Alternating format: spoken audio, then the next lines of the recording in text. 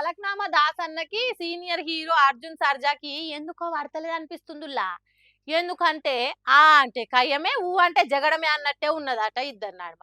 గప్పుడెప్పుడో ఇద్దరు కలిసి సినిమా కూడా చేద్దాం అనుకుర్రు. హీరోయిన్ కూడా అర్జున్ బిడ్డనే.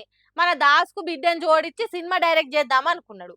అన్ని మంచిగానే ఒప్పందాలు చేసుకుర్రు. షూటింగ్ కూడా షురువు అయినంక మరి ఏమైందో తెలవదు గాని, గిదంతా మనతోని కాదని విశ్వక్ సేన్ ప్రెస్ మీట్ పెట్టి మరి సీనియర్ హీరో ఇజ్జత్ అంత తీసి గంగల వారేసిండు. మరి ఆ సీనియర్ ఊకుంటాడా? సినిమా చేస్తానని చెప్పి నడుమిట్ల జారుకున్నది హీరోనే అని చెప్పబట్టే. అవునే పిల్ల, గీ పంచాయతీ అంతా ఒడిసి శాంతి తినాలైంది కదా, మళ్ళీ ఎందుకు షాల్ చేస్తున్నావు, నీకేం పనిపాట లేదా అనుకునేరు. అందుకే ఆత్రం ఆపి నేను చెప్పేది పురా ఇనుండ్రి. ఇక మన దాసన్న జయనన్న ఆ సినిమాను ఇంకొక హీరోని పెట్టి ఎట్లనో అట్లా కథం చేసిండు అర్జున్ సర్జా. సినిమా విడుదలకి తారీఖు కూడా ఫిక్స్ చేసిండు. బానే ఉంది కదా అంతా, ఇంకేమైంది, ఇంట్లో ఏమి చంత్రం ఉంది అనే కదా మీ డౌట్ అనుమానం. ఈడనే ఉంది అస్సలు కథ. సీతాపయనం అనే ఆ సినిమా విడుదల తేదీని సరిగ్గా మన దాస్ ఫంకీ సినిమా రిలీజ్ అయిన ఒక్కరోజు తర్వాతకి ప్లాన్ చేసిండు. అస్సలు ఫిట్టింగ్ పెట్టిండు అర్జున్ సర్జా. చూడురిగా ముచ్చట ఎట్లుందో.